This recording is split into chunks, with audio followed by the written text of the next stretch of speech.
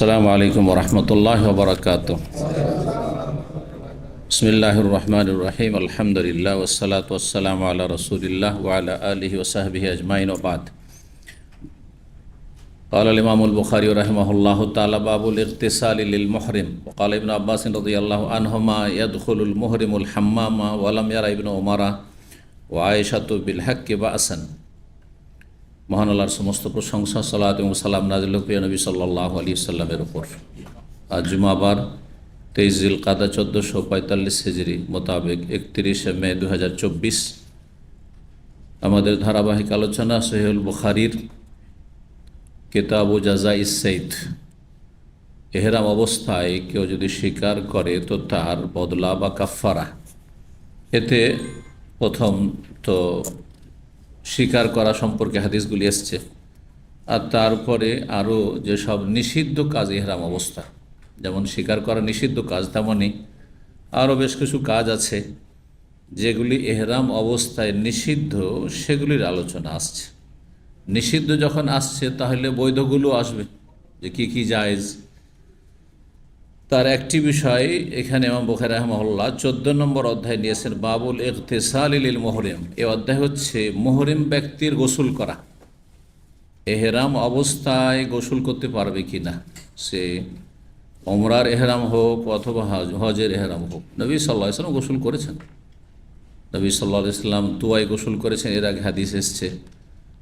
ওমরার সফরে তারপরে নবী সাল্লাল্লাহু আলাইহি ওয়াসাল্লাম বিভিন্ন সময় গোসল করেছেন। এমনিতেই মক্কায় কেউ প্রবেশ করে হোটেলে গিয়ে যদি গোসল করে আর তারপরে উমরা করে, ভালো, হাদিস দ্বারা প্রমাণিত, পরিষ্কার পরিচ্ছন্ন হয়ে গেল, যাতে অন্যদেরকে কষ্ট না দেওয়া হয়। মানুষের ভিড় ভাড়ে দুর্গন্ধ বেশি ছড়ায়, গরম বেশি হয়, তখনই মানুষ ঘামে, আর ঘামলে দুর্গন্ধ ছড়ায়, মানুষকে কষ্ট হয় আর ফেরেশতাদেরকে কষ্ট হয়। তো যাই হোক, মুহরিম গোসল করতে পারবে। এই অধ্যায় নিয়ে এসে ইমাম বুখারী খণ্ডন করতে চেয়েছেন কিছু ফোকাহাদের মত। তারা বলছেন যে ইহরাম অবস্থায় গোসল করা মাকরুহ, না জায়েজ নয়, কিন্তু মাকরুহ বলেছেন। তাদের আশঙ্কা যে যদি চুল ঝরে পড়ে, আজকাল কিছু হাজিরা এরকমই আছে, আর এটা বেদাতীদের লক্ষণ। ইন্ডিয়া বাংলাদেশ থেকে সেসব বেদাতীরা হজে আসে, আসার পরে তাদের মুআল্লিমগুলোও একটা ইনকাম সোর্স খুলেছে। হ্যাঁ, প্রত্যেক হাজিকে বলে যে জানতে অজান্তে কত না ভুল কাজ হয়েছে তোমার, সুতরাং তুমি 2-4টা দম দিয়ে দাও। তো দমটা দিলে তো আর কোথায় বেচারা নতুন মানুষ, মক্কায় কাউকে চেনে না, কাকে দিও, মুআল্লিমকে দিবে। মুআল্লিমের পকেট গরম হলো, একটা দম 400-500 রিয়াল করে নিয়ে নিল, আর তারপরে করলো, না হলে খেয়ে নিল, আর করলে 200 টাকা করে করলো, 7-8 কিলো গোস্ত হবে, ওইটা করলো, যেখানে ও মূল্য নিয়েছে 20 কিলো গোস্তের বা 15 কিলো গোস্তের পশুর। এইসব ব্যবসা চলছে, খুব রমরমা ব্যবসা চলছে। সুতরাং প্রথম কথা, এটা বেদাতি কাজ। সন্দেহের ভিত্তিতে দম দেওয়া এটাই নাজায়েজ, হারাম। দেখি জানি কত চুল পড়েছে, কখন ঘুমিয়েছি আর মাথা ঢেকে নিয়েছি, হ্যাঁ, সুতরাং কি করতে হবে, দম দিতে হবে, এটা বেদাতি কাজ। 2 নম্বর কাজ, যে আপনার যদি দম ওয়াজিবও হয় তাহলে আপনি বিশ্বস্ত মাধ্যম দিয়ে দেবেন, যাকে তাকে দেবেন না, যাতে করে আপনার ইবাদত কবুল হয়। ওয়াকাল ইবনে আব্বাস রাদিয়াল্লাহু আনহুমা, আব্দুল্লাহ বিন আব্বাস রাদিয়াল্লাহু তাআলা বলছেন, ইয়াদখুলুল মুহরিমুল হাম্মাম। সাহাবীর কথার গুরুত্ব রয়েছে রাসূলুল্লাহ সাল্লাল্লাহু আলাইহি ওয়াসাল্লামের কথার পরে। কখন সাহাবীর কথা ছেড়ে দিতে হবে, যখন রাসূলুল্লাহ সাল্লাল্লাহু আলাইহি ওয়াসাল্লামের সুস্পষ্ট হাদিস, কোরআন হাদিসের সাথে সাংঘর্ষিক হবে। আমার কথা বা আজকালকার আলেমদের কথা, অথবা অন্য কোনো যুগের তাবেঈনদের কথা, আর তারপরের যুগের আলেমদের কথা আর সাহাবীর কথাকে একরকম মনে করলে হবে না। কারণ আমাদের সমাজে কিছু লোকের সহিহ আকীদার দাবিদার সাহাবায়ে কেরামদের কথা মূল্যায়ন করে না। তারা মানুষ ছিল, আমরা মানুষ, বেয়াদবেরা, সব বক্তা বেয়াদব, সাহাবায়ে কেরামদের মর্যাদা জানেন না। তারা শাহাদুত তানজিল, কোরআন তো তাদের চোখের সামনে নাজিল হয়েছে, কোরআন নাজিল হওয়ার সাথে সাথে সরাসরি রাসূলুল্লাহ সাল্লাল্লাহু আলাইহি ওয়াসাল্লাম থেকে প্রেক্ষাপট, ব্যাখ্যা, তাফসীর জেনেছেন। আমরা জানতে পারবো? আমরা কিতাব থেকে জানছি, তাই না? তারপরে রাসূলুল্লাহ সাল্লাল্লাহু আলাইহি ওয়াসাল্লামের সরাসরি তারা ছাত্র, আমরা কি? সুতরাং কোনো ব্যক্তির এই ধৃষ্টতা যে সাহাবাকে তারাও মানুষ ছিলেন, আমরাও মানুষ ছিলাম, তাদেরও ভুল হইতে পারে, আমাদের ভুল হইতে পারে, কথা ঠিক, কিন্তু উদ্দেশ্য আপনার অসৎ যদি হয় তা আপনি বাতিলপন্থী। উদ্দেশ্য কোনো মূল্যায়ন না করা, ফতোয়া দিয়ে দেওয়া যে ওসমান রাদিয়াল্লাহু তাআলা আনহু আজান চালু করেছেন বেদাত, ধৃষ্টতা এটি, বেয়াদবি এটি, এবং সাহাবায়ে কেরামদের মানহানি করা। জি, খোলাফায়ে রাশিদিনের সুন্নাত বলেছেন রাসূলুল্লাহ সাল্লাল্লাহু আলাইহি ওয়াসাল্লাম, বলেননি যে বেদাত, সুন্নাতুল খোলাফায়ে রাশিদ। কিন্তু কখন ছেড়ে দেবো? যখন আমাদের কাছে কাল আল্লাহ কাল রসুল তার বিপরীত আছে। আল্লাহ এবং রসুলের কথার সামনে কারো কথাকে রাখবো না, সেটা ভিন্ন বিষয়। তো ইবনে আব্বাস রাদিয়াল্লাহু তাআলা আনহুমা বলছেন ফতুয়া ইয়াদখুলুল মুহরিম, মুহরিম ব্যক্তি, মুহরিম মানে মুহরিম আর মাহরামে পার্থক্য কি? যে বলবে হাত তুলবে। কারণ এই দুটো কথাই আমি একটা হজের বই দেখেছি, কয়েকশো পৃষ্ঠার, একজন ডাক্তার চিকিৎসক লিখেছে, কারণ অনেকের লিখনির খুব শখ, হ্যাঁ রাইটার হোক, কিন্তু এলেম কালাম নেই, হ্যাঁ এদিক সেদিক থেকে জোড়া তালি দিয়ে কিছু পড়াশোনা করে তারপরে ও লেখকদের দলভুক্ত হতে চায়, আর সে মুহরিম আর মাহরামেরই পার্থক্য বুঝে না। তার কিতাবে যে মাহরাম তাকে মুহরিম বলছে, লিখছে, বাংলায় সেই বই আছে, শুধু লেখকের নাম বলছি, কয়েকশো পৃষ্ঠার কিতাব। তাহলে যোগ্যতা থাকতে হবে যে মোহরে আর মাহরামের পার্থক্য কি, কে বলবে? মাহরাম মানে কি? এমন সাবালক পুরুষ, হ্যাঁ, যার সাথে স্থায়ীভাবে কোনো মহিলার বিয়ে হারাম, ওই মহিলার জন্য ওই লোকটি মাহরাম। মাহরাম ছাড়া সফর করা যায় না, এটা মাহরাম। আর মোহরিম এহরাম অবস্থায় থাকা ব্যক্তি, মোহরিম মানে এহরাম অবস্থায় থাকা ব্যক্তি। তা আলোচনা চলছে এখন মোহরিমের, কিন্তু তা বলছেন যে মোহরিম ব্যক্তি, এহরামে থাকা ব্যক্তি, সে হজের এহরাম হোক আর উমরার হোক, হাম্মামে মানে গোসলখানায় প্রবেশ করতে পারবে। তো গোসলখানা কেন যায়? হাম্মাম মানে গোসলখানা, কিন্তু প্রাচীন অর্থ হচ্ছে, আসল অর্থ কিন্তু হাম্মাম মানে গোসলখানা, যেখানে গরম পানির সুব্যবস্থা থাকে, আর হামিম মানে গরম পানি। আজকাল আপনার হাম্মাম বলছেন, হ্যাঁ, শৌচালয়কে, যেখানে পেশাব পায়খানার ব্যবস্থা আছে। আজকালকার সিস্টেমে অধিকাংশ জায়গায় যেখানে পেশাব পায়খানা ওখানে গোসলের ব্যবস্থা, সেই জন্য এই নামটা একাকার হয়ে গেছে। না হইলে কোনো আরবি ডিকশনারিতে খুঁজে পাবেন না যে লেট্রিনকে, পেশাব পায়খানার জায়গাকে হাম্মাম বলা হয়। বুঝছেন? হাম্মাম হামিম থেকে, হ্যাঁ, আর হামিম মানে অসুকু মান হামিমা, হামিম মানে হচ্ছে গরম, গরম গরম দস্তি, হ্যাঁ, এখানেও গরম দস্তি বোঝেন তো কি? গরম বন্ধুত্ব মানে কি? একবার গাঢ় বন্ধু, হ্যাঁ, ফায়জাল্লাযী বাইনাকা ওয়া বাইনাহু আদাওয়াতুন কাআন্নাহু ওয়ালিয়্যুন হামীম। এখানে তো হাম্মাম আগের যুগে, প্রাচীন যুগে মুসাফিরদের জন্য সরাইখানার ব্যবস্থা থাকতো। এটা ভারতেও ছিল একসময়, মুসলিম আমলে, মুসলিম শাসকদের আমলে।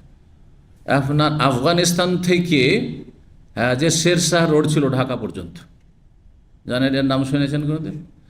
ইংরেজেরা আসার পরে মুসলিম ঐতিহ্যকে ধ্বংস করে, নিশ্চিহ্ন করে দেওয়ার জন্য তার নাম দেয় জিটি রোড। যারা শিক্ষিত মানুষ অনেকে জিটি, গ্র্যান্ড ট্রাঙ্ক রোড, কিন্তু এটি হচ্ছে শেরশাহ রোড, বাদশাহ শেরশাহ। প্রত্যেক কিছু দূর পর পর, হ্যাঁ, কি ছিল ব্যবস্থা ছিল, মুসাফিরখানা, মুসাফির সেখানে রাত হলে অবস্থান করতে পারবে, সেখানে গরম পানির ব্যবস্থা থাকতো সবসময়, 24 ঘন্টা গোসল করতে পারবে। কারণ কোন ঠান্ডা পানিতে মানুষ মুসাফির গোসল করতে মরে যাবে রাস্তায়, ঠান্ডা লেগে। তো মুসলিমরা অনেক কিছুই করেছে, কিন্তু সবচেয়ে বড় রোগ ছিল আকীদার ক্ষেত্রে তারা যত্নবান হয়নি, দাওয়া ইলাল্লাহর কাজ করেনি, তাওহীদ সুন্নাহ ভিত্তিক তাদের দাওয়াতের কাজ হয়নি, যার ফলে আল্লাহ তাদেরকে নেতৃত্বের, খেলাফতের নিয়ামত দিয়েও কয়েকশো বছর দিয়ে ঢিল দিয়েছেন, কিন্তু যখন সংশোধন হয়নি আল্লাহ কেড়ে নিয়ে আবার কাফেরদেরকে দিয়ে দিয়েছেন। জি, বড় দুঃখের বিষয়। তো যাই হোক, হাম্মাম বলছিলাম, ওয়ালাম ইয়ারা ইবনে ওমর ওয়া আয়েশা তো বিল হাক্কি বাসান, আব্দুল্লাহ বিন ওমর রাদিয়াল্লাহু তাআলা আনহুমা আর মা আয়েশা রাদিয়াল্লাহু তাআলা আনহা এহরাম অবস্থায় কেউ যদি শরীর চুলকায় তাতে কোনো আপত্তি মনে করেননি। কারণ এখানেও সংশয়, শরীর কেন চুলকাচ্ছেন? যদি আপনার পশম পড়ে যায় অসুবিধা নেই, পশম পড়ুক, আমার চুলকানি হয়েছে, চুলকাচ্ছি, জায়েজ আছে। দিন এত জটিল নয়। আপনি ইচ্ছে করে যখন, হ্যাঁ, পশম ফেলে দেবেন, তখন আপনি এহরাম বিপরীত কাজ করলেন। আর অনিচ্ছাকৃত যখন তখন আমাদের বয়সের সাথে সাথে দাড়ি দেখেন পাতলা হইতে লেগেছে, পড়তেই আছে, চুল পড়তেই আছে, তো কী করবে? দাম দিতে থাকবো, দেখছি যে দাড়ি একটা পড়ে গেল, একটা দাম নাকি আমি ইচ্ছা করে করেছি। তো ঠিক ওই রকমই আমার উদ্দেশ্য চুলকানো, হ্যাঁ, না চুলকালে অশান্তি লাগছে, চুলকাচ্ছে, অসুবিধা নেই, এই না না না না চুলকাতে হবে না, তোমার যা হবে তাই হোক, এমনটা নয় আসলে। 1840 নম্বর হাদিস বর্ণনা করছেন আবদুল্লাহ বিন আব্বাস রাদিয়াল্লাহু তাআলা আনহুমা থেকে, আবদুল্লাহ বিন হুনাইন আবদুল্লাহ বিন আব্বাস থেকে, যে আবদুল্লাহ বিন আব্বাস আর মিসওয়ার বিন মাখরামা এই দুইজন সাহাবী, প্রখ্যাত সাহাবী আবদুল্লাহ বিন আব্বাস আর মিসওয়ার বিন মাখরামাকে সাধারণ মানুষ হয়তো চেনে, তিনিও সাহাবী। ইখতালাফা বিল আবওয়া নামক স্থানে দুইজনে মতবিরোধ হয়ে গেল একটা মাসলা নিয়ে, ইখতিলাফ হয়ে গেল, দ্বিমত হয়ে গেল। আবদুল্লাহ বিন আব্বাসের মত হচ্ছে ইয়াগসিলুল মুহরিম রাসাহু, মুহরিম ব্যক্তি মাথা ধুইতে পারবে, গোসল করতে পারবে। ওয়াকাল মিসওয়ার বলছেন লা ইয়াগসিলুল মুহরিম রাসাহু, মুহরিম ব্যক্তি মাথা ধুইতে পারবেন না, কারণ চুল পড়ে যায় যদি, ধুইতে পারবেন না। কিছু এরকম আছে ফোকাহা, যদিও প্রসিদ্ধ ফোকাহাদের মধ্যে নেই, কিন্তু তারা বলছেন না, মাথা ধুইবে না অথবা গোসল করবে না। ফারসালনি আবদুল্লাহ বিন আব্বাস, তখন আবদুল্লাহ বিন আব্বাস রাদিয়াল্লাহু তাআলা আনহু, তার সমর্থন, তার পক্ষে কোনো সাহাবী, বিশিষ্ট সাহাবীর মত পাওয়ার জন্য তিনি পাঠালেন এই আবদুল্লাহ বিন হুনাইনকে। আবদুল্লাহ হুনাইন যেহেতু বর্ণনাকে, তাকে পাঠালেন, তিনি বলছেন আমাকে পাঠিয়ে দিলেন কার কাছে? এলা আবু আইয়ুব আল আনসারী, আবু আইয়ুব আনসারী রাদিয়াল্লাহু তাআলার কাছে। যাও, তিনিও বলবেন আমি যে ফতোয়া দিলাম সেটাই, তাহলে মিসওয়ার বিন মাখরামার কথা ভুল। ফওয়াজাতু ইয়াগতাসিলু বাইনাল কারনাইন, তাকে পেলাম যে তিনি গোসল করতেছেন সেই সময় বাইনাল কারনাইনে, কারণ মানে সিং হয়, এটা প্রসিদ্ধ অর্থ, আর কারণ মানে খুঁটিও হয়, কারণ মানে খুঁটিও হয়, আল কারণ মানে দলও হয়, দল হয়। জি, তো এখানে খুঁটির অর্থে রয়েছে, দুই খুঁটির মাঝখানে মধ্যবর্তী স্থলে গোসল করছিলেন, ওয়াহুয়া ইয়াস্তুর বিসাওবিন, কাপড়ে ঢাকা অবস্থায়, হ্যাঁ, চারিদিক থেকে কাপড় দিয়ে ঢাকা আছে, মানে ঘেরা অবস্থায়। গোসল করার সময় অধিক পর্দার জন্য সবাই নিজের গা দেখাতে চায় না, লজ্জাস্থান যেটা আওরাতে গালিজা সেটা তো আছেই, কিন্তু এমনি তো কাপড় না করলেও অনেকেই আছেন ভদ্র মানুষ যে খালি গায়ে বাইরে বেরোতে পারবেন না, খালি গায়ে বাইরে বেরোতে পারবেন না। আমি আমার ছাত্র জীবন থেকে আমার বাড়ির গেটের বাইরে কোনো দিন বিনা গেঞ্জিতে বেরোইনি, এইটাতে এমন অভ্যস্ত হয়েছে। আর আমাদের দেশে তো খালি গায়ে থাকাটা কোনো ব্যাপারই আইবি মনে করা হয় না। এইখানে এসে প্রবাসেই, হ্যাঁ, রুমে আছেন, দেখবেন, হ্যাঁ, আমাদের বাংলা ভাষাভাষী ভাই, এটা রোগ একটা, এটা করা উচিত নয়। আপনাকে এই দেশের পরিবেশ জানতে, এই দেশে যেখানে কোনো বাচ্চাকে খালি গায়ে দেখেছেন, একটা যে লক্ষণীয় এখানে সৌদি আরবে, যে কোনো একটা 6 মাস 1 বছর বাচ্চাকে কোনো সৌদির বাড়িতে কাজ কামে গিয়েছেন, হাউসদার ওকে জিজ্ঞাসা করেন যে কোনোদিন খালি গায়ে দেখেছেন? না, জীবনে দেখতে পাবেন না। খালি গায়ে থাকাটা আইব, যে একটা শরীরে গেঞ্জি নেই। আর আমার দেশে একটা ডোরা বুঝেন তো, ডোরা পরিয়ে দিল, ওইটাই তার নিচের কাপড়, আর এদিকে নিচেও কিছু না, ওপরেও কিছু না, একবার কামাওয়ালাদা থুম্বু, হ্যাঁ, মায়ের পেট থেকে যেমন ভূমিষ্ঠ হয়েছে ওরকম ঘুরে বেড়াচ্ছে। যতদিন মুসলমানি হয়নি, খাতনা হয়নি, তাও 10-12 বছর 14 বছর পর্যন্ত মুসলমানি দিবে না। হ্যাঁ, তারপরে যখন সাবাল হয়ে তখন কাপড় দিয়ে ঢাকছে, আর গা তো কোনো ব্যাপার না, হ্যাঁ, এদিকে গেঞ্জি তো নেই না। বড়রা অনেকে করছেন, পাক শাকের সময় কিন্তু অনেকে দেখবেন ইয়ামামা কোম্পানিতে চলে যাবেন, পাক শাক চলছে, তখন সব সাফা সব লুঙ্গি পরে খালি গায়ে সব পাক শাক করছে, আশ্চর্য লাগে দেখে, রুমের বাইরেও। যাই হোক, সবসময় প্রত্যেক জায়গার পরিবেশ সমাজের খেয়াল রাখতে। যাই হোক, কি বলছিলাম, গোসল করছিলেন কাপড়ে পর্দা করা অবস্থায় তিনি। 2 খুঁটির মাঝখানে কিসের খুঁটি ছিল? কুয়ার 2 পাশে 2টো খুঁটি, আর সেই 2 খুঁটির ওপরে একটি ধরেন কোনো কাঠ রাখা আছে, যাতে রশি ঝুলছে, যেটাকে বলা হয় পানি উঠানোর চরখা। পানি উঠানোর চরখা বলা হয়, চরখা দিয়ে বাংলায় অনুবাদকরা অনুবাদ করেছে, আমরা আঞ্চলিক ভাষায় ঘিরনি দিয়ে পানি উঠানো বলি। ঠিক, তো রশি ধরে টানলে ওখানে লোহার এতে ঘুরতে আছে, আর সহজে পানিটা উঠানো যাচ্ছে। এইভাবে বয়ে পানি উঠানো অনেক ভারী, কিন্তু টান দিলে খুব সহজে কূপ থেকে পানি উঠে যাচ্ছে। 2 খুঁটির মাঝখানে তিনি গোসল করছিলেন, মানে কূপের পাশেই তিনি গোসল করছিলেন। কূপের পাশে গোসল করা, নলকূপের পাশে গোসল করা, এগুলো আমরা করেছি, চলে সারা জীবন করে এসেছি। ফাকাল মান হাজা, যখন এই আব্দুল্লাহ বিন হুনাইন পৌঁছিলেন তখন জিজ্ঞেস করে আবু আইয়ুব আনসারী যে কে? ফাকুলতু, আমি বললাম আনা আব্দুল্লাহ বিন হুনাইন, আমি হচ্ছে আব্দুল্লাহ বিন হুনাইন।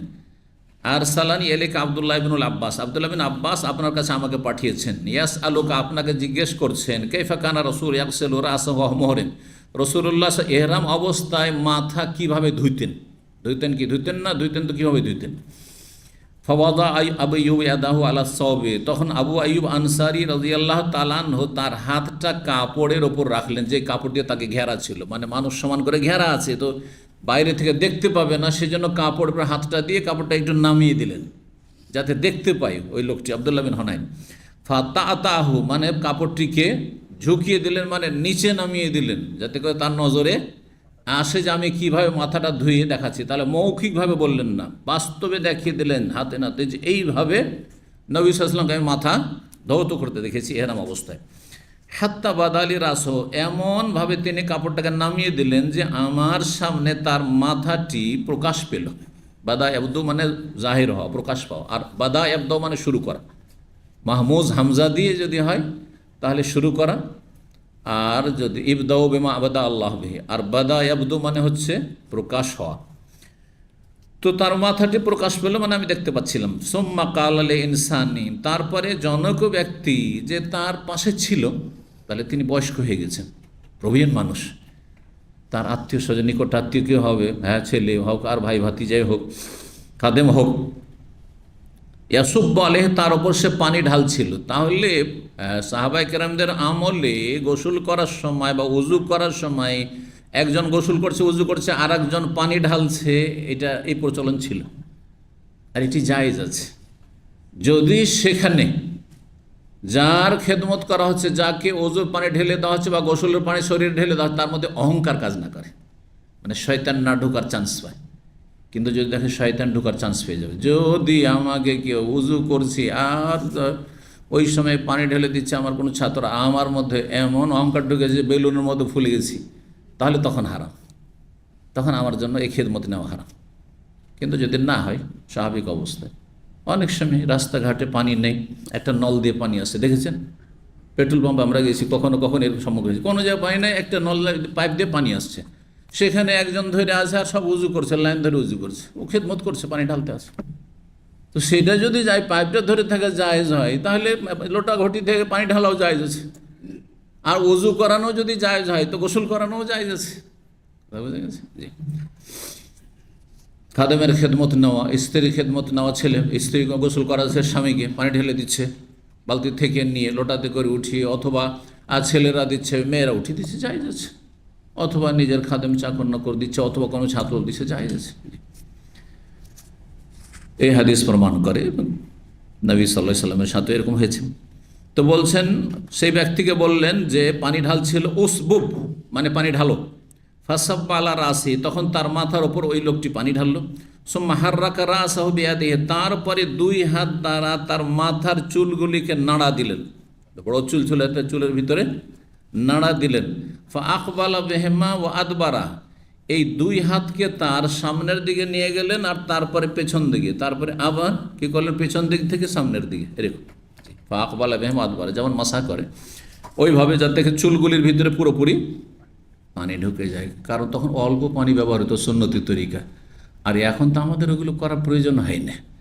একজন গোসলে কত লিটার পানি ইউজ করছেন আজকাল, চিন্তা করুন তো দেখি। এক বালতিতে 20 লিটার করে পানি আসবে, 2 বালতি কমপক্ষে, ভালো করে খেয়াল করে দেখবেন। 1 বালতির কম তো নয়, 20 লিটারের কম তো নয়, কিন্তু সেটা 40, অধিকাংশ মানুষ 40 লিটার কমপক্ষে, এটা 2 বালতি, ঠিক না? সাবান ব্যবহার করার আগে পরে সব মিলিয়ে বলেন যে কত লিটার পানি আপনি ব্যবহার করছেন, আর পানির অপচয় হচ্ছে কি না, পানি বেশি আছে পর্যাপ্ত পরিমাণে, সেই জন্য আপনার জন্য কতটা এটা ভালো, পছন্দনীয়। আর নবী সাল্লাল্লাহু আলাইহি ওয়াসাল্লাম সাহাবায়ে কেরাম গোসল করতেন, একটু করে পানি নিয়ে ঘষা দিতেন, জি ঘষা দিতেন, না হলে কি করেই 1 মদ 600 গ্রাম পানিতে উজু হইতে পারে, আর 2.5 থেকে 3 কেজি 3 লিটার পানিতে কি করে গোসল হইতে পারে? তাহলে অল্প একটু পানি ঢেলে অল্প অল্প করে পানি ঢালছে আর শরীরটা কচলাচ্ছে, ভাষা দিচ্ছে। এটা হচ্ছে সুন্নতের তরিকা। পানির ক্ষেত্রেও অপচয়ের হিসাব রয়েছে আল্লাহর কাছে।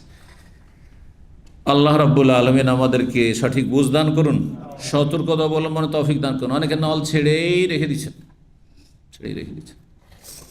চলছে, একটু করে নলে নেন, তারপরে যখন ধুইছেন তখন নলটা বন্ধ করেন, করছেন না তো, চলতে আছে। উজু পর্যন্ত নল যে অন করেছেন আছেই। তারপরে বলছেন ওয়াকালা, তারপরে বলেন আবু আইয়ুব, হাকাযা রাআইতুহু সাল্লাল্লাহু আলাইহি ওয়াসাল্লাম ইয়াফআলু, এইভাবে রাসূলুল্লাহ সাল্লাল্লাহু আলাইহি ওয়াসাল্লামকে আমি কি করতে দেখেছি? মাথা ধৌত করতে দেখেছি। তাহলে বোঝা গেল যে মুহরিমের জন্য গোসল করা, মাথা ধোয়া জায়েজ। 15 নম্বর অধ্যায় বাবু লুবসিল খুফাইনি লিল মুহরিম। অধ্যায় হচ্ছে মুহরিম ব্যক্তির দুটো মোজা পরিধান করা। মোজা পরতে পারবে ইহরাম অবস্থায় ইযা লাম ইয়াজিদিন নালাইনে, জুতা স্যান্ডেল না থাকে, জুতা স্যান্ডেল নাই, তাহলে কি করবে? মোজা পরবে। এখন মোজাটাকে টাকনার নিচ পর্যন্ত কাটতে হবে না বিনা কাটাই পরা যাবে? এই ক্ষেত্রে দুটো মত রয়েছে। অধিকাংশ আইম্মায়ে কেরামদের নিকট অবশ্যই কাটতে হবে আর স্যান্ডেল জুতার মতো করে নিতে হবে। এমন জুতা না যেটাতে টাকনা ঢেকে যায়, বরং টাকনার নিচ পর্যন্ত। এটা হচ্ছে ইমাম শাফি, মালিক এবং আবু হানিফা আর এমনকি আহলে হাদিস ওলামারও অধিকাংশ এটাই বলছেন যে কেটে নিতে হবে। কিন্তু ইমাম আহমদ রাহমাহুল্লাহর মত যে মোজা কাটার হুকুমটি ছিল উমরাতুল কাজার 7ম হিজরির, ওই হাদিসটাই আছে। কিন্তু বিদায় হজে রাসূলুল্লাহ সাল্লাল্লাহু আলাইহি ওয়াসাল্লাম যখন বলেছিলেন যে যার কাছে স্যান্ডেল জুতা নাই সেই ব্যক্তি যেন মোজা পরে নেয়, ওই হাদিসে কিন্তু কাটার কথা নেই। সুতরাং তার মত যে পরের ঘটনাটি আগের ঘটনার জন্য নাসেখ, রহিতকারী, যার ফলে আর মোজা কাটা আবশ্যক না। মোজা মানে কি কাপড়ের মোজা? না, মোটে না, খুব চামড়ার মোজা। কারণ কাপড়ের মোজাতে আপনার এই কুচি পাথর আর বালিতে কী বা কাজ দিবে? কোনো কাজ দিবে? কিন্তু চামড়ার মোজা, তাহলে 2-4-10 কিলোমিটারও যদি হাঁটেন, স্যান্ডেল নেই, অসুবিধা নেই, পাটাকে রক্ষা করা যাবে। আর খুব বলা হয় চামড়ার মোজাকে, কাপড়ের মোজাকে খুব বলা হয় না, কাপড়ের মোজাকে জওরাব বলা হয়। জওরাবে মাসা করার হাদিস আছে, কিন্তু আপনি খুব মানে অবশ্যই জানতে হবে খুফাইন মানে হচ্ছে মায়ুসনা মিনাল জিলদ, যা চামড়া দিয়ে তৈরি কৃত। তো এখানে খুফের কথা রয়েছে, চামড়ার মোজার কথা বলছেন। 1841 নম্বর হাদিসে যে ইবনে আব্বাস বলছেন, সামিতুন নবী ইয়াখতুবু বিআরাফাত, আমি নবী সাল্লাল্লাহু আলাইহি ওয়াসাল্লামকে আরাফার ময়দানে খুতবা দেওয়া অবস্থায় শুনেছি। মাল্লাম ইয়াজিদিন নালাইন, কেউ যদি দুটো স্যান্ডেল না পায়, স্যান্ডেল নেই, তা ছিঁড়ে গেছে, ফালিয়াল বাসিল খুফাইন, তাহলে দুটো চামড়ার মোজা পরতে পারবে। কিন্তু বললেন না যে কাটতে হবে, এখানে বললেন না, আরাফাতে গেলে। অমাল্লাম রেজার, আর কারো যদি লুঙ্গি না থাকে, লুঙ্গি না থাকে মানে দেশি লুঙ্গি নয়, এটা হচ্ছে দক্ষিণ ভারতের লুঙ্গি, মানে সেলাইবিহীন লুঙ্গি, মানে এহরামের মতো কাপড় না থাকে, সেলাইবিহীন কাপড় না থাকে। এজার মানে আপনার এহরামের কাপড় না থাকে, সেলাইবিহীন। ফালিয়াল বাসিস সারাবিল, সেই ব্যক্তি পায়জামা প্যান্ট পরতে পারবে। এখানে কাটার কথা বলা হয় যে পায়জামা প্যান্টকে দিতে হবে কেটে আর লুঙ্গির মতো করে নিতে হবে, বলা হয়, নাহলে তো ইজ্জত খুলে যাবে। ওইভাবে যদি পায়জামাকে যদি কাটেন যে আমি সেলাই টেলাই থাকতে দেবো না, তো ইজ্জত খুলে যাবে না। তো এখানে কাটার কথা বলা হয়। লিল মোহরেম, কার ক্ষেত্রে? মোহরেমের ক্ষেত্রে বলেছেন। এই হাদিস হলো পরের হাদিস, দেখেন সেখানে কিন্তু কাটার কথা আছে। 1842 নম্বর হাদিস বর্ণনা করছেন সালেম বিন আবদুল্লাহ, তার পিতা আবদুল্লাহ বিন ওমর রাদিয়াল্লাহু তাআলা আনহু থেকে বলছেন, সোয়েলা রাসূলুল্লাহ রাসূলুল্লাহ জিজ্ঞেস করা হয়, মা ইয়ালবাসুল মুহরিম মিনাস সিয়াব, মুহরিম ব্যক্তি কোন ধরনের কাপড়গুলি পরতে পারবে? যেগুলো পরতে পারবে অনেক, যা পরবেন পরেন আপনি, কিন্তু সেলাইবিহীন, এক কথায় হইতে হবে। আর যেগুলি পরা চলবে না সেগুলি সীমিত। এজন্য জিজ্ঞাসা করেছেন ইতিবাচক, উত্তর দিচ্ছেন নেতিবাচক দিয়ে। উত্তর দেওয়ার ভঙ্গিমা হচ্ছে কথার ভঙ্গিমা। অল্প কথাতে যদি কথা বলা যায়, তাহলে সেটা বেশি ভালো। এই জন্য চিন্তা করে দেখুন, জিজ্ঞাসা করছে মা আলবাসুল মোহরেম, মোহরেম কি পড়তে পারবে? আর নবী সাল্লাল্লাহু আলাইহি ওয়াসাল্লাম বলছে লা আলবাসু, এইটা পড়বেন না, বাকি সব পড়তে পারবে। লা আলবাসুল কামিসা, জামা পরবে না, ওয়ালাল আমায়া, পাগড়ি পরবে না, ওয়ালাল সারাউইলা, তার পায়জামা প্যান্ট পরবে না, ওয়ালাল বন্নাস, পায়জামা প্যান্টের মধ্যে দুপুরে বলেছি সব সামনে, সেটা আন্ডার প্যান্ট হোক, হাফ হোক, জাঙ্গিয়া হোক, যাই হোক না কেন, বোঝা গেছে, যেগুলো সেলাই করা নিচের শরীরের কাপড় আর ওপরের শরীরের কাপড়। এমনকি আমাদের লুঙ্গি, যে সেলাই করা লুঙ্গি, সেটাও এই সিরওয়ালের ভিতরে, কারণ সেটা ঘেরা সেলাই করা আছে, জায়েজ নয়। সেটাকে জায়েজ করতে হলে কি করতে হবে? সেলাই খুলে দিতে হবে, সেলাই কেটে দিতে হবে। ওয়াইল নামে যদি না লাইন, আর যদি দুটো স্যান্ডেল বা জুতা না পায়, ফালিয়াল বাসিল খুফাইন, দুটো মোজা পরে নেবে চামড়ার, ওয়ালিয়াক্তাহুমা, আর দুটোকে কেটে নেবে, হাত্তা ইয়াকুন আসফাল মিনাল কাবাইন, একবার টাকনার নিচ পর্যন্ত যেন চলে যায়, গিরের নিচ পর্যন্ত।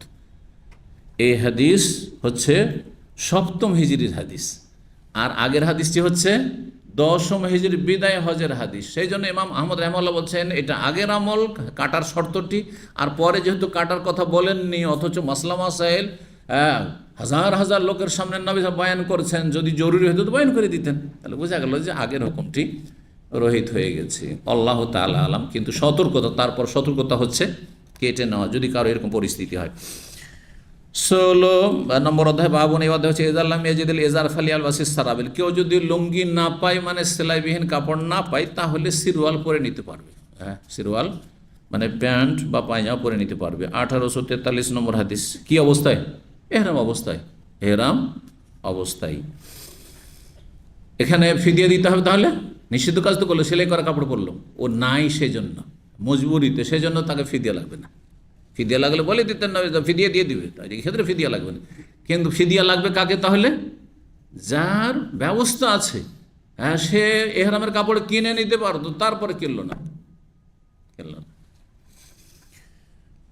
আব্দুল্লাহ ইবনে আব্বাস রাদিয়াল্লাহু তাআলা বলছেন, খাতাবানান নবী সাল্লাল্লাহু আলাইহি ওয়াসাল্লাম, আমাদের সামনে খুতবা দিলেন, ভাষণ দিলেন, আরাফাত, আরাফার ময়দানে। আরাফাত শব্দটি জমাও এসছে, আরাফাত আর আরাফাও এসছে, এক বচন, একই জায়গার নাম। ফাকালা, বলেন, মাল্লাম ইয়াজিদুল এজারা, কেউ যদি লুঙ্গি না পায়, ফালিয়াল বাসিস সারাবিল, তাহলে পায়জামা প্যান্ট পরতে পারবে এহরাম অবস্থা। মাল্লাম ইয়াজিদুল না আলেন, কেউ যদি স্যান্ডেল না পায়, ফালিয়াল বাসিল খুফাইন, তাহলে চামড়ার মোজা পড়তে পারবে।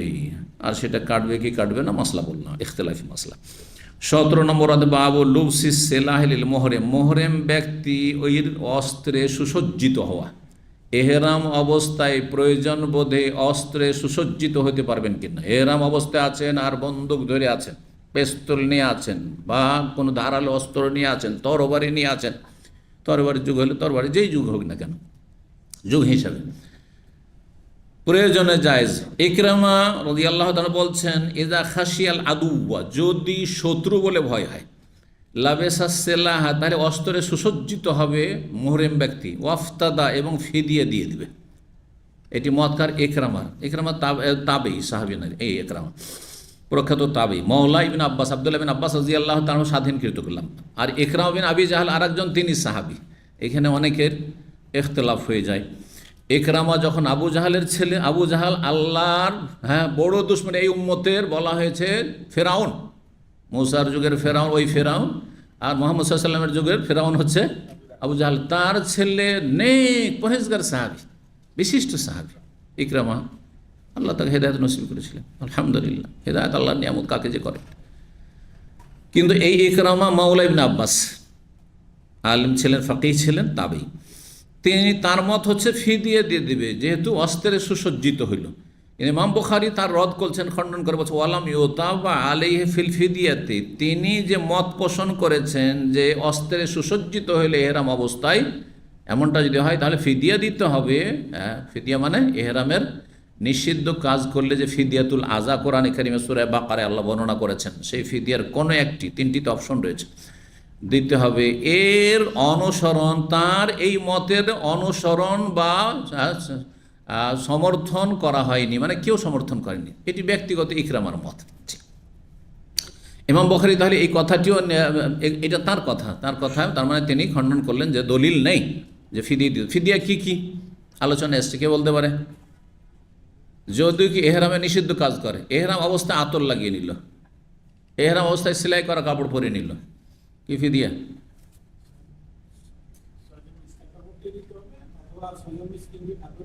হ্যাঁ, কয়টি রোজা? 3টি মাস। ফাফিদিয়া তুমি সিয়ামিন আও সাদাকাতিন আও নুসুক আও, অথবা অথবা অথবা, 3টিতে ইখতিয়ার আছে, এটা না পারলে ওইটা নাই। কিন্তু যখন হজে তামাত্তু বা কিরান করবেন, তখন এইটা না পারলে ওইটা, কিন্তু দুটোর ক্ষেত্রে কি হয়, কোরবানি দেবেন, ফামাস্তাইসার মিনাল হাদি, আর ফামাল্লাম ইয়াজিদ, না পারলে 10টি রোজা 3টি মক্কাতেই আর 7টি বাড়িতে গিয়ে। জি, দুটো মশলায় পার্থক্য। 1844 নম্বর হাদিস বর্ণনা করেছেন বারা বিন আযিব রাদিয়াল্লাহু তাআলা আনহু, বলছেন এ তামারা রাসূলুল্লাহ সাল্লাল্লাহু আলাইহি ওয়াসাল্লাম ফি জিল কাদা। জিল কাদাও পড়া, জিল কেদাও পড়া যায় আরবিতে, দুটোই জায়েজ।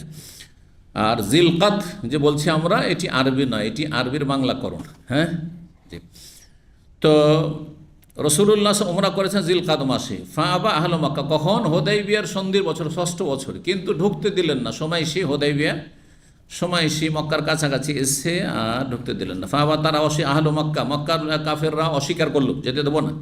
আইয়াদাহু, তাকে ছাড়তে, মানে ঢুকতে দিতে, যে ইয়াদখুলু মক্কা, মক্কায় তিনি প্রবেশ করবেন। হাত্তা কাদাহুম, এমন পরিস্থিতি হলো যে নবী সাল্লাল্লাহু আলাইহি ওয়াসাল্লাম তাদের সাথে চুক্তি সম্পাদন করে। যে কাদাহুম, কাদা ইউকাজি মানে চুক্তি করা, আর এই চুক্তির ভিত্তিতে তার পরের বছর উমরা করেছে, সেই জন্য সেই উমরার নাম হচ্ছে উমরাতুল কাজা।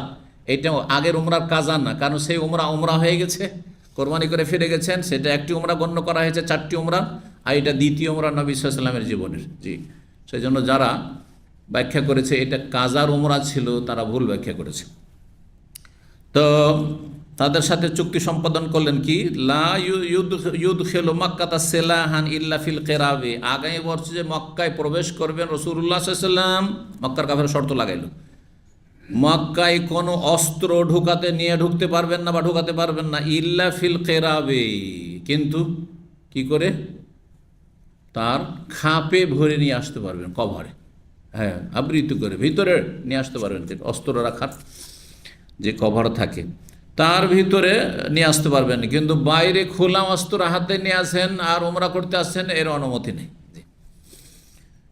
তারা সবগুলো মানিয়ে নিয়েছিল, তাতে হেকমত ছিল আল্লাহ রাব্বুল আলামিন। এটিকে আল্লাহ রাব্বুল আলামিন কি বলেছেন? হ্যাঁ, ফাতহে মুবিন বলেছেন, সুস্পষ্ট ফাতহ, বিজয়। এটি একটি বিজয় মুসলিমদের। আর একটি বিজয় হচ্ছে মক্কা বিজয়, ইযা জা নাসরুল্লাহ ওয়াল ফাতহু, এটি মক্কা বিজয় সম্পর্কে। আর ইন্না ফাতাহনাকা ফাতহাম মুবিনা, সুস্পষ্ট বিজয়, এটি হচ্ছে হুদাইবিয়ার সন্ধি, যেটাকে বাহ্যিক মনে হচ্ছিল আমরা তা হেরেই গেলাম। উমর রাজিয়াত কোনো মতে রাজি হচ্ছিলেন না, কিন্তু আল্লাহর বড় হিকমত ছিল তাতে, সুযোগ। 18 নম্বর অধ্যায় বলছে বাবু দখুল মাক্কাতা দখুলুল হারাম ওয়া মাক্কাতা বিগাইরি ইহরাম। এই অধ্যায় হচ্ছে হারামে এবং মক্কায় প্রবেশ করা বিনা এহরামে। বিনা এহরামে প্রবেশ করা জায়েজ কি না? যদি কোনো ব্যক্তির জীবনের প্রথম হজ উমরা হয়, তাহলে বিনা এহরামে মক্কায় প্রবেশ করা যাবে না, কারণ তার উপর হজ উমরা ফরজ আছে। যদিও উমরাতে ইখতিলাফ রয়েছে, কিন্তু এই ক্ষেত্রে অধিকাংশ উলামাদের মত যে উমরাও জীবনে একবার আছে। আর সুযোগ আছে, কিন্তু ধরেন কেউ কাজের জন্য মক্কায় আসছে, চাকরি করতে, আর কফিল এয়ারপোর্ট থেকে রিসিভ করছে, বলছে না না না এখন উমরা না, চলো এখন কাজে চলো, তা পরে উমরা করবে। ঢুকতে পারবে না? ঢুকতে পারবে। এখন ধরেন এই নিষিদ্ধ সময়, এখন উমরার পারমিশন নেই, কিন্তু আপনি দেখা সাক্ষাতের জন্য সুযোগ পেয়েছেন, কোনো রকম করে হয়তো চলে গেছেন আত্মীয়র সাথে দেখা সাক্ষাতের জন্য, অথবা আপনার কাছে সময় নেই, মক্কায় ঢুকবেন, আপনার উমরা করতেই হবে আগে না? আপনার উমরা হয়ে গেছে, জীবনের প্রথম উমরা, আর আপনি উমরার উদ্দেশ্যে আসছেন না, আত্মীয়র সাথে, বাবা এসছে হজে, মা এসছে হজে, তাদের সাথে দেখা করতে যাচ্ছেন, অথবা এমনি কোনো ব্যবসা বাণিজ্যের খাতিরে যাচ্ছেন, কোম্পানির কাজে যাচ্ছেন। সুতরাং মক্কা প্রবেশ করলেই এহরাম বাঁধতে হবে, এই মতটি ঠিক নয়, এটা হানাফি মত। কিন্তু এই হানাফি মতের উপরে বর্তমান হানাফিরা আমল করতে পারবে না, অসম্ভব কথা, অসম্ভব কথা। তাহলে ট্যাক্সি ড্রাইভাররা কী করবে? দিনে 14 বার করে ঢুকছে আর বেরোচ্ছে, হ্যাঁ, তাইফ আসছে, জেদ্দা আসছে, আবার ঢুকছে, বারবার করে উমরা করবে। এ বাসের ড্রাইভারগুলো যে সপ্তাহে 2 দিন করে যাচ্ছে, উমরা করছে 6 মাস হয়তো করে না, হ্যাঁ। অথচ যেগুলো পাকিস্তানি আর বাংলাদেশি বা ইন্ডিয়ান যেগুলো ড্রাইভার, সব তো হানাফি, তাহলে এরম ছাড়া ঢুকতে পারবে না নিজের মজাব ফলো করলে, তাই না? না না, হাদিস দেখতে হবে। হাদিস আছে যে উমরা অথবা হজে ইচ্ছুক, মিম্মান কানা ইউরিদুল হজ্জ ওয়াল উমরা, সেই ব্যক্তি এহরাম ছাড়া মিকাত ক্রস করতে পারবে না, এহরাম ছাড়া মিকাত ক্রস করতে পারবে না, পার করতে পারবে না। হাদিস আসছে এই কথা বলছে। ওয়াদাখালা ইবনে উমর, আব্দুল্লাহ ইবনে উমর প্রবেশ করেছেন মক্কায়। আব্দুল্লাহ ইবনে উমর সুন্নাত সম্পর্কে যথেষ্ট জ্ঞানী সাহাবা কেরামদের মধ্যে, তিনি বিনা এহরামে ঢুকেছেন মক্কায়। ওয়া ইন্নামা আমারান নবী সাল্লাল্লাহু আলাইহি ওয়াসাল্লাম বিল ইহলাল, ইমাম বুখারী রাহিমাহুল্লাহ অধিকাংশ আইম্মা কেরামদের পক্ষে এবং হানাফি মযহাবের তিনি খণ্ডন করছেন, বলছেন নবী সাল্লাল্লাহু আলাইহি ওয়াসাল্লাম নির্দেশ দিয়েছেন তালবিয়া পাঠ করা মানে ইহরাম বাঁধার। কাকে? লেমান আরাদাল হজ্জ ওয়াল উমরা, যে হজ উমরা ইচ্ছুক। আপনি হজ উমরা করবেন আর এমনিতে ঢুকে যাবেন। যেমন উমরা করতে অনেকে আসছে, আর আসার পরে মাসলা বুঝে না, এসে জেদ্দায় ল্যান্ড করে ফেললো, এমনি দেবে না এহরাম। আর তারপর মক্কায় যে বলছে মসজিদে আয়েশা এহরাম বাঁধ, বলছেন না জায়েজ না, যান তায়েফে ঘুরে যান, তায়েফে যান না হয় মদিনা যান, যে ওখান থেকে এহরাম মিকাত থেকে এহরাম আসে, যে কোনো মিকাতে যান। ওয়ালাম ইয়াজকুরিল হাত্তাবিন ওয়া গায়রাহুম, নবী সাল্লাল্লাহু আলাইহি ওয়াসাল্লাম যারা কাঠুরিয়া তাদের কথা বর্ণনা করেননি, অন্য অন্যদের কথা, ড্রাইভারদের কথা বর্ণনা করেননি, অন্য অন্য যারা কর্মজীবী বিভিন্ন কাজকর্মের জন্য মক্কায় প্রবেশ করেছে তাদের ক্ষেত্রে বর্ণনা করেননি। হাত্তাব কাকে বলা হয়? হাতাব মানে হচ্ছে লাকড়ি, আর যা লাকড়ি কাঠে, হ্যাঁ, তাদের কি বলা হয়? কাঠুরিয়াও। হ্যাঁ, বন জঙ্গলে যারা কাঠ কেটে বেড়ায়, কাঠ কেটে বেড়ায়, তো বাজারে জ্বালানি সংগ্রহ করে আর তারপরে জ্বালানি বিক্রি করে। এখানে অনেকে আছে, ধরেন মরুভূমি থেকে কাঠ কেটে নিয়ে এসে বাজারে বিক্রি করে, আছে বেদুইন অনেকে আছে।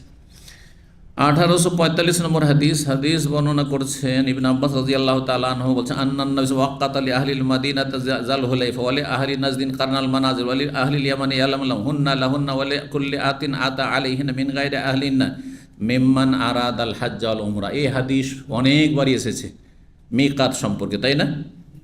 মদিনার মিকাত হচ্ছে জুল হুলাইফা, নাজদবাসীর মিকাত, নাজদ হচ্ছে রিয়াজ কাসিমের দিকটা, এই দিক থেকে যখন যাবেন তখন তায়েব সামনে পড়বে। সুতরাং কারনুল মানাজিল, যার নাম আজকাল হচ্ছে সাইল কবির। আর ইয়ামান দক্ষিণ অঞ্চল থেকে আসলে ইয়ালামলাম, যারা পানি জাহাজে আসতো তাদের জন্য, ভারত বাংলাদেশ পাকিস্তান তাদের জন্য ইয়ালামলাম, বা ইয়ামানের লোকের জন্য জিজান থেকে আসছে, বাহা থেকে আসছে তাদের জন্য ইয়ালাম। কিন্তু বাহা থেকে আরেকটা রাস্তা তাইফে আছে, এদিকে আসলে তখন কারণ মানাজিল হয়ে যাবে। বললেন হুন্না লাহুন্না, জোহফার কথা এখানে আসলো না, কিন্তু জোহফা কার জন্য? জোহফা সামদেশ থেকে, তার মানে পশ্চিম উত্তর দিক থেকে যারা আসছে, ইয়াম্বো বদর এই রাস্তা ধরে যারা আসবে মক্কা ঢোকার জন্য, সামনে রাবেগ পড়বে, রাবেগের পাশেই ছিল জোহফা, বিরান হয়ে গেছে। হুন্না লাহুন্না মানে এই জায়গাগুলি এই এলাকার জন্য, মানে এই এলাকার বাসিন্দাদের জন্য। ওয়ালে কুল্লে আতিন আতা আলাইহিন, আর প্রত্যেক আগমনকারীর জন্য যারা এই সমস্ত রাস্তা হয়ে আসবে, মিন গায়রিহিম অন্যান্য অঞ্চল থেকে, মানে আফাকি বহিরাগত, মিম্মান আরাদাল হজ্জ ওয়াল উমরা ওই সমস্ত লোকেরা যারা হজ অথবা উমরা করতে ইচ্ছুক। তাহলে হজ উমরায় যদি ইচ্ছা না থাকে, আমি যাচ্ছি প্রোগ্রাম করার জন্য জেদ্দায় আমার বক্তব্য আছে, আমি অনেকবারই গেছি, আগেই প্রোগ্রাম, আমার উদ্দেশ্য, মূল উদ্দেশ্য হচ্ছে প্রোগ্রাম করা, তাহলে আমি বিনা ইহরামে নামতে পারি। তারপর আমার প্রোগ্রাম শেষ হলো, সময় আছে, আমি উমরা করলাম, তখন সেইখান থেকে ইহরাম বাঁধব। কিন্তু আগে থেকে যদি মুখ্য উদ্দেশ্য থাকে যে 1 নম্বর উদ্দেশ্য উমরা আর 2 নম্বরে হচ্ছে প্রোগ্রাম, তখন আমার ইহরাম অবস্থায় যেতে হবে, আমার উমরা সারতে হবে, তারপর প্রোগ্রাম করতে হবে। কখনো কখনো এমনটা করেছি, আগেই চলে গেলাম 2-1 দিন আগে, আর তারপরে উমরা সেরে এসে প্রোগ্রাম করে তারপরে চলে আসলাম।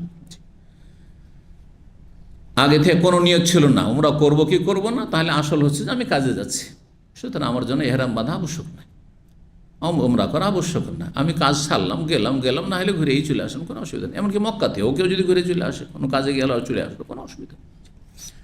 জীবনের প্রথম না হয়, হ্যাঁ, এমন কোনো হতভাগা হবে না যে একজন মুসলিম আর জীবনের প্রথম মক্কায় ঢুকছে, হজও করেনি, উমরা করেনি, আর হজের মৌসুম আর ঘুরে চলে আসবে না। আজকাল একটু সমস্যা আছে, আইনগত বাধা ধরে অনেকে হজ মৌসুমে হাজিদের সাথে হয়তো সাক্ষাৎ হয়ে গেছে, ভিজিটার, কিন্তু না বেরিয়ে গেলে এত টাকা 10,000 ফাইন, আর জীবনে কোনদিন ঢুকতে পারবে না, তাহলে ওকে বেরিয়ে যেতে হবে। কী করবে? যদিও হয়তো সে উমরার ভিসাতে ছিল, হজ এখনও ফরজ আদা হয়নি, সে আইনগত জটিলতার কারণে। তারপরে বলছেন ফামান কানা দুনা যালিক, আর যারা এর ভিতরে অবস্থানকারী, মিকাতের ভিতরে বাস করে, তাইফ থেকে ভিতরে গিয়ে, যেমন জেদ্দায় বাস করে, তো কোথায় যাবে?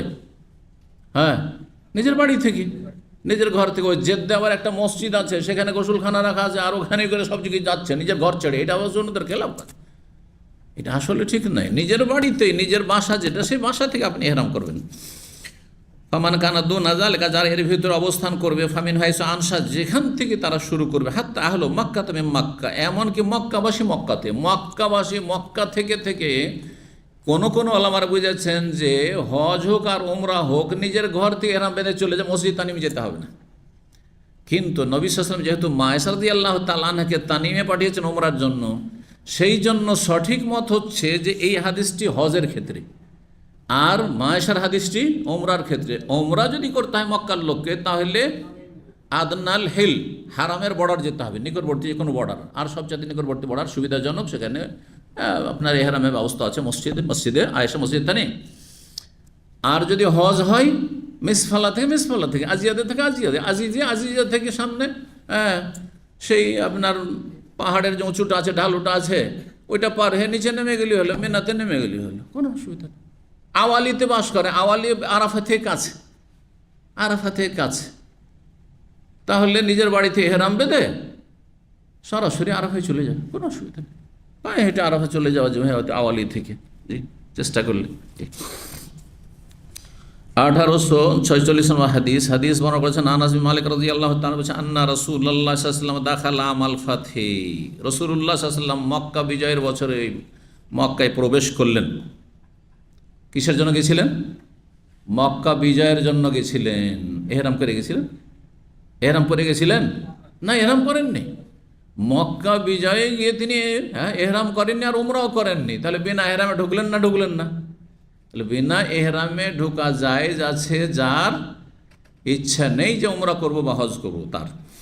বলছেন যে নবী সাল্লাল্লাহু আলাইহি ওয়াসাল্লাম মক্কা বিজয়ের বছর মক্কায় প্রবেশ করলেন এমন অবস্থায় যে ওয়ালা রাসহিল মিগফার, তার মাথায় সুরক্ষার জন্য শিরস্ত্রাণ ছিল।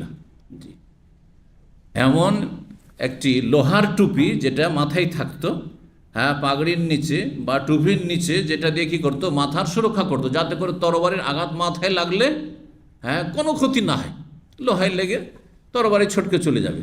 আর শরীরে যেটা থাকতো সেটাকে দিরএ বলা হয়, মানে বর্ম। হাতে যেটা থাকে আত্মরক্ষার জন্য সেটাকে জন্নাতুন, ঢাল বলা হয়। ইত্তাখাযু আইমানাহুম জুন্নাহ, ঢাল বলা হয়।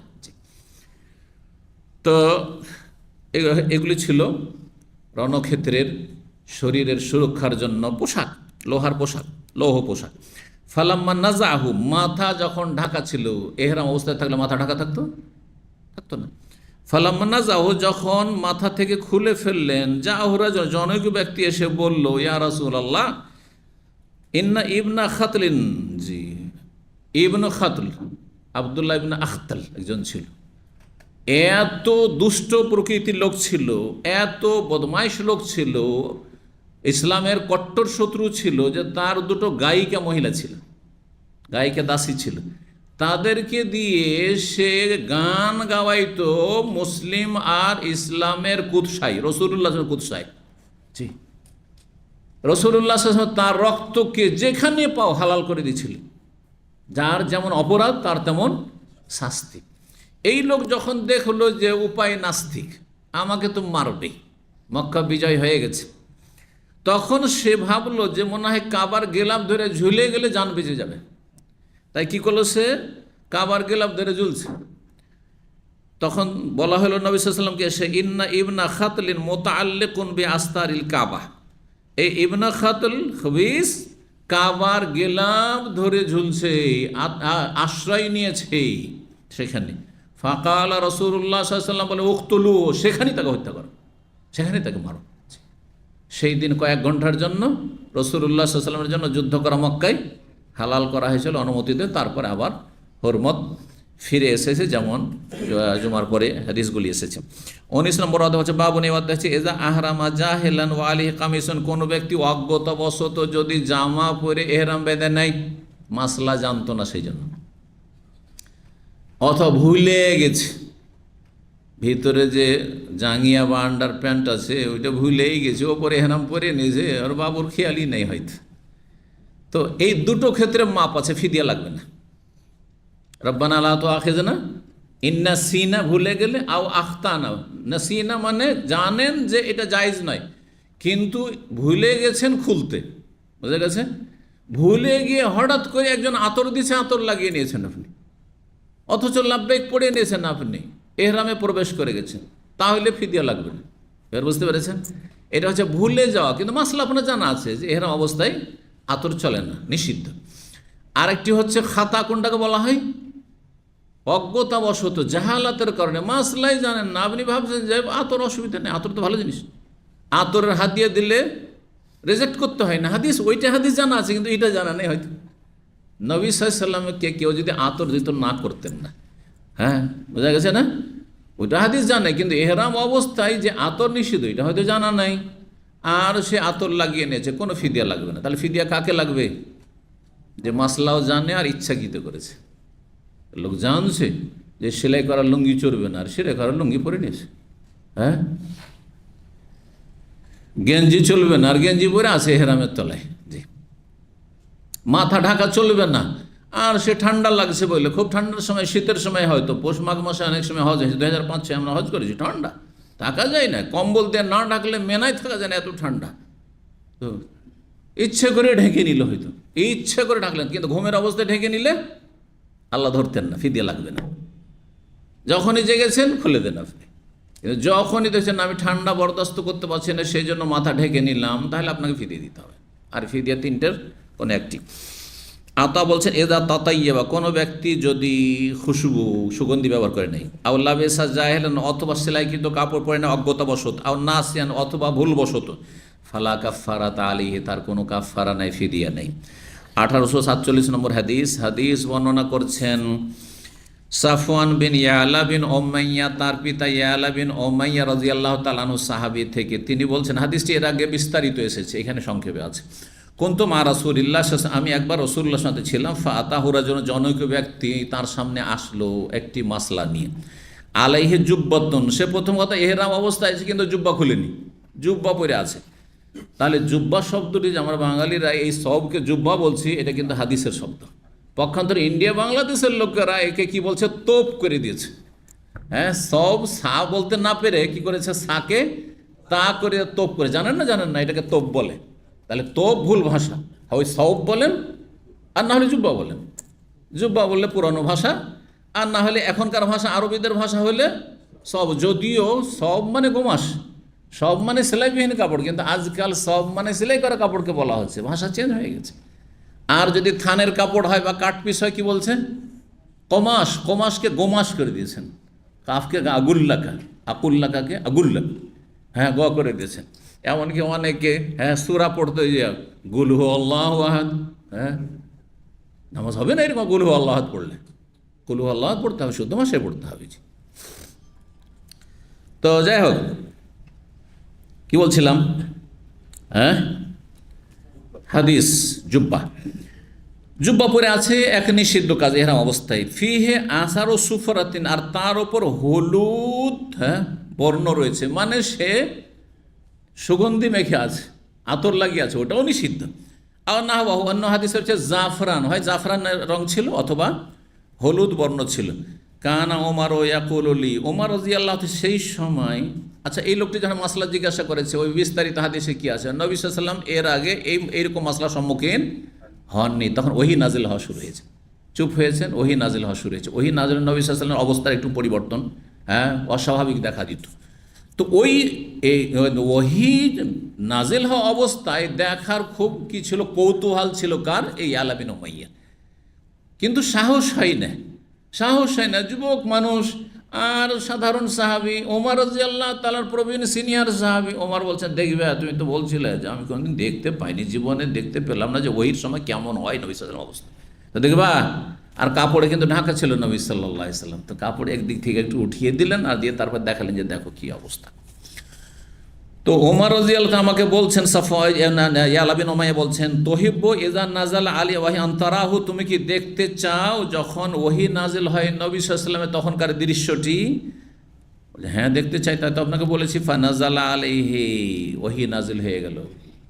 দেখার যে বিস্তারিত ঘটনা ওই হাদিসটিতে আগে যে এসেছে তাতে রয়েছে, এখানে ওহী নাজিল হওয়া শেষ হয়ে গেল। সুম্মা সুররিয়ান, তারপরে তার এই অবস্থা দূরীভূত হইল, মানে স্বাভাবিক অবস্থায় ফিরে আসলেন, স্বাভাবিক অবস্থায় ফিরে আসেন। মনে আছে কারো যে একটি আওয়াজ হচ্ছিল, কিসের মতো, যুবক বা বাচ্চা উটের যেমন আওয়াজ হয় ওই রকম ধরনের আওয়াজ হচ্ছিল। জি, তো নবী সাল্লাল্লাহু আলাইহি ওয়াসাল্লামের শরীরে শারীরিক একটা অস্বাভাবিক একটু অবস্থা তৈরি হইতো, যে বিভিন্ন সময় বিভিন্ন অবস্থা হইতো। যখন ওহী নাজিল হওয়া শেষ হইতো তখন ইয়াতাফাসসাদু আরাকান, হাদিস হচ্ছে ঘামে একবারে তিনি একবারে গোসল করে নেওয়ার মতন ঘামে ভিজে যেতেন, পুরো শরীর ভিজে যেত। রাসূলুল্লাহ সাল্লাল্লাহু আলাইহি ওয়াসাল্লাম বললেন যে সাইল কোথায়? অন্য হাদিসে রয়েছে ইসনা ফি উমরাতিকা মা তাসনা ফি হাজ্জিকা, তুমি উমরায় যা করো তাই তোমার হজে করো। মানে উমরার বিধান, উমরার ইহরাম আর হজের ইহরামের একই। হাদিস সংক্ষেপ করে দেওয়া হয়েছে। ওই হাদিসের সে তোমার জুব্বা খুলে ফেলো, আর তোমার যে খালুক লেগে আছে, খালুক শব্দটি, খালুক এক ধরনের আতর চুলে লেগে আছে অথবা তাতে হলুদ বর্ণ জাফরানের সেই সুগন্ধি লেগে আছে, সেটাকে ধুয়ে পরিষ্কার করো। আনকে সুফরা, পরিষ্কার পরিচ্ছন্ন করো, আর তারপরে তুমি সেলাইবিহীন কাপড়ে এহরাম করো। এই হাদিসের সনদের সাথে আরেকটি কথা, আনুষঙ্গিক কথা এসেছে, যদিও কথাটির সম্পর্ক এই অধ্যায়ের সাথে নেই, কিন্তু আগের সনদের সাথে যেহেতু সম্পর্ক সেজন্য নিয়েছেন। ওয়া আত্তা রাজুলুন ইয়াদা রাজুলিন, কোনো এক ব্যক্তি আর এক ব্যক্তির সাথে ঝগড়া হয়েছে, মারামারি শুরু হয়েছে, দিয়ে তার হাতে কামড় দিয়েছে, হাতের আঙুলে কামড় দিয়েছে। যেমনই হাতে কামড় দিয়েছে, ঝগড়া চলছিল, হয়তো একটু ধাক্কাধাক্কি, আর হাত তার মুখে ঢুকে গেছে, আর ও দিয়েছে কামড় একবারে, এমন কামড় দিয়েছে যে মনে হচ্ছে ওর আঙুলকে কেটেই ফেলে দেবে, কেটেই নেবে। তখন বেচারা জান বাঁচাবার জন্য কি করে, ফান্তাজা আসানে জোরে সে হাতকে টান দিয়েছে তার দাঁত থেকে। যেমনই টান দিয়েছে সামনের দুটো দাঁত পড়ে গেছে, তার দাঁত দুটো ভেঙে গেছে। সামনের দাঁতে অত জোর থাকে না, এরকম টান দিলে সামনের দাঁত ভেঙে, মাড়ির দাঁতে জোর থাকে, কিন্তু সামনের দাঁতে জোর থাকে না অত। ফান্তাজা সানিয়া তাহু, তার দুটো দাঁত, সানিয়া মানে সামনের দুটো দাঁত, সে সানিয়া ওলিয়া ওপরের দুটো দাঁত সামনের, আর সানিয়া সুফলা হচ্ছে নিচের দুটো দাঁত। যাই হোক, নিচের হোক আর ওপরের দুটো দাঁত পড়েই গেছে। ফা আবতালাহুন নবী সাল্লাল্লাহু, নবী সাল্লাল্লাহু আলাইহি সাল্লাম এর দিয়াতকে কি করে দিলেন, বাতিল ঘোষণা করলেন, যে ঠিক করেছে। বরং অন্য হাদিসে আছে যে তুমি ক্ষতিপূরণ চাইতে এসেছ, ক্ষতিপূরণ চাইতে এসেছো, আর তুমি কারো হাতে কামড় দিয়ে তার আঙ্গুলকে শেষ করে দিবে, আর সে বসে থাকবে যে কামড় দাও, কিন্তু আমি হাত টানবো না, বসে থাকবে না, হাত টানবে, যতটা সম্ভব হবে সে নিজেকে রক্ষা করবে। সুতরাং সে নিজেকে রক্ষা করতে, আত্মরক্ষা করতে গিয়ে তোমার দাঁত পড়েছে, তোমার দাঁতের কোনো মূল্য নেই, মূল্যহীন ঘোষণা করলেন। হাদর বলা হয় এটাকে, বাতিল ঘোষণা করা, এর কোনো দিয়াত নেই, রক্তপণ নেই। 20 নম্বর অধ্যায় হচ্ছে বাবুল মুহরিম। এই অধ্যায় হচ্ছে মুহরিম ব্যক্তি যদি আরাফায় মারা যায়, এমন তবে আরাফায় মারা গেল, তাহলে আর কয়েকটা কাজ বাকি, তাই না? মুজদালিফার রাত বাকি, মেনার কাজগুলি বাকি, তারপরে বাইতুল্লাহ এসে তওয়াফে ইফাদা আর সাই বাকি, আর 11-12 তারিখের রাত্রি যাপন, আর ওই জাওয়ালের পরে পাথর মারা বাকি, আর বিদায় হজ বাকি। কথা ঠিক কিনা? এগুলো বাকি। এখন এই অবস্থায় যে অর্ধেক হজ করে আরাফার কাজ হয়ে গেছে, ধরেন অর্ধেক কাজ করে এহরাম করেছে আর আরাফায় অবস্থান করে, তার আগে মেনায় থেকেছে, সুন্নত পালন করেছে, মেনায় থাকার 8 তারিখে, এই যে অর্ধেকটা হজ হলো, বাকি অর্ধেক হইল না, এর হজের বাকি অংশটুকু কি সম্পূর্ণ করতে হবে তার আত্মীয় স্বজনকে? না, কোনো প্রয়োজন নেই, সে হজের নাকি পেয়ে গেছে, তার হজ হয়ে গেছে। ঠিক ওই রকমই যেমন নবী সাল্লাল্লাহু আলাইহি ওয়াসাল্লাম ওখান থেকে ফিরে গেছেন, বাইতুল্লাহর তওয়াফ হয়নি, সাফা মারওয়া সাইও হয়নি, সেখানে শুধু কোরবানি করেছেন আর চুল কেটেছেন আর চলে গেছেন, উমরা বললে গণ্য হয়ে গেছে, সওয়াব হয়ে গেছে। ওই কথা বলছেন, মুহরিম যদি আরাফায় মারা যায়, নবী সাল্লাল্লাহু আলাইহি ওয়াসাল্লাম এই নির্দেশ দেননি যে আইয়ুআদ্দানহু বাকিয়াতুল হজ, হজের অবশিষ্ট অংশ তার পক্ষ থেকে কাউকে আদায় করতে হবে, বদলি হজ মানে আংশিক বদলি হজ, এমন হুকুম দেননি। 1849 নম্বর হাদিস বর্ণনা করছেন সাঈদ ইবনে জুবাইর তাবেঈ, ইবনে আব্বাস রাদিয়াল্লাহু তাআলা আনহুমা থেকে, বাইনা রাজুলুন, এক সময় জনৈক ব্যক্তি, ওয়াকিফুন মান নবী সাল্লাল্লাহু আলাইহি ওয়াসাল্লাম, আরাফায় নবী সাল্লাল্লাহু আলাইহি ওয়াসাল্লামের সাথে অবস্থান করছিল, সে আরাফার দিনে, সে বিদায় হজে আর কি। ঈদ ওয়াকান রাহিলাত, হঠাৎ করে তার বাহনের পিঠ থেকে সে আছাড় খেয়ে পড়ে যায়। যেমনই পড়ে গেল, তো উটের তো বদমাইশি, উট কি করবে, ওর কাজ হলো পা চাপিয়ে দেওয়া, আর ঠিক একবারে মেরুদণ্ডের হাড়, এই ঘাড়ের উপরে, এইখানে একবার এখানে চাপ দেবে দিয়ে, আর ওর পা তো বড় আকারের, সুতরাং সেখানে এই মেরুদণ্ডের হাড় তো ভাঙবে, তার সাথে মাথাকে চুরমার করে দেবে, শেষ, সাথে সাথে শেষ। ফাওয়াকাসাথু, তাকে কি করলো, তার ঘাড়কে ভেঙে দিল।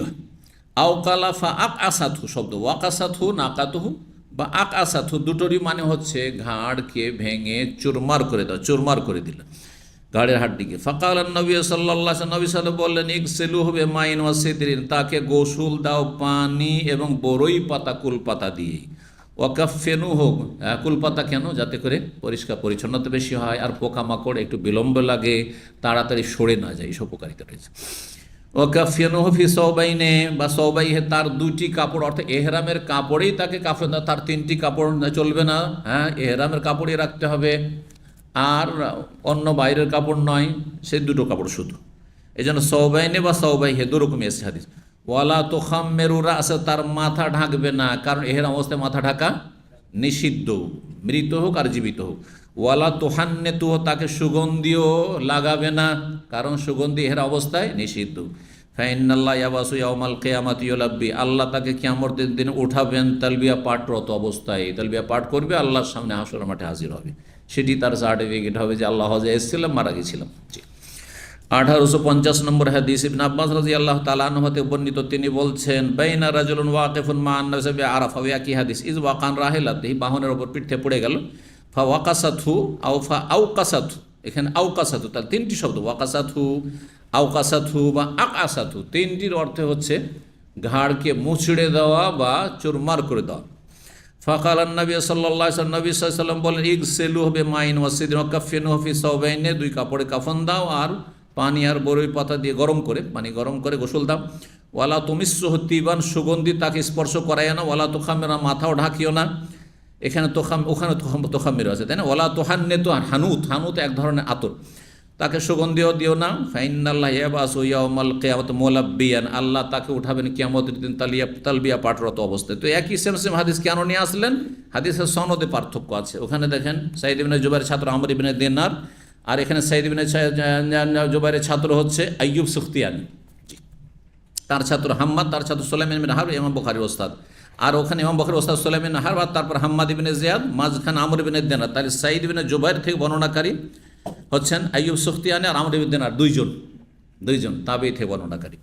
তো ইমাম বুখারী কোনো হাদিস বিনা কারণে কারণে ফালতু রিপিট নিয়ে আসেননি। হয় শব্দে ফায়দা রয়েছে, অর্থে ফায়দা রয়েছে, ভাষাগত পার্থক্য রয়েছে মতনে, আর না হলে সনদে পার্থক্য রয়েছে, কোনো উপকারিতা অবশ্যই আছে। 21 নম্বর অধ্যায়, আর সেটা দিয়ে শেষ করছি ইনশাআল্লাহ। বলছেন ইমাম বুখারী রাহিমাহুল্লাহ, বাব সুন্নাতিল মুহরিম ইযা মাতা, মুহরিম ব্যক্তি যদি মারা যায় তো তার দাফন কাফনের নিয়ম। সুন্নত মানে এখানে সুন্নত মানে তরিকা, আর তরিকা মানে পদ্ধতি, আর পদ্ধতির নিয়ম, তাই না। এখানে সুন্নত মানে নিয়ম বা পদ্ধতি। মুহরিম ব্যক্তির দাফন কাফনের কি নিয়ম। 1851 নম্বর হাদিস বর্ণনা করেছেন ইবনে আব্বাস রাদিয়াল্লাহু তাআলা আনহু, আন্না রাজুলান কানা মা নবী সাল্লাল্লাহু আলাইহি ওয়াসাল্লাম, ওই আগের হাদিসটি, জনৈক ব্যক্তির নবী সাল্লাল্লাহু আলাইহি ওয়াসাল্লামের সাথে ছিল, ফাওয়াকাসাতহু নাকাতু, তার উষ্ট্রি তাকে আছাড় দিয়ে ফেলে দিল, আর তারপরে তার ঘাড়কে দিল, মুচড়িয়ে দিল। ওহ মুহরিমুন, সে মুহরিম অবস্থায় ছিল। মাতা, সে মারা গেল। ফাকালা রাসূলুল্লাহ সাল্লাল্লাহু আলাইহি ওয়াসাল্লাম বললেন ইগসিলুহু বিমাইন ওয়া সিদরিন, তাকে গোসল দাও পানি এবং বরই পাতা দিয়ে। ওয়া কাফিনুহু ফি সাওবাইহি, তার দুই কাপড়ে এহরামের কাপড়ে তাকে কাফন দাও। ওয়ালা তুমিসসুহু বিতিবিন, আর সুগন্ধি তাকে স্পর্শ করাবে না। ওয়ালা তুখাম্মিরু রাসা, মাথাও ঢাকবে না। ফাইন্নাহু ইউবাসু ইয়াউমাল কিয়ামাতি মুলাব্বিয়ান, আচ্ছা পুরুষ হলে মাথা ঢাকবে না, মহিলা যদি হয় মাথা ঢাকবে না? কেন ঢাকবে? এই জন্য ঢাকবে যে এহরাম অবস্থায়ও মহিলাকে মাথা ঢাকতে হচ্ছে। এহরাম অবস্থায় মাথা খোলা মহিলার চলবে না, হ্যাঁ, বেঁচে থাকা অবস্থায়। তাহলে যখন মরে গেল এহরাম অবস্থায়, তো আগের মতোই, আগেও মাথা ঢাকা ছিল, যখন জীবিত ছিল মরার পর মাথা ঢাকা, বুঝতে পেরেছেন এবারে? জি। তো বলছেন ফাইন্নাহু ইউবাসু ইয়াউমাল কিয়ামাতি মুলাব্বিয়ান বা ইউলাব্বি, বিভিন্ন শব্দ দিয়ে এসেছে এখানে মুলাব্বিয়ান।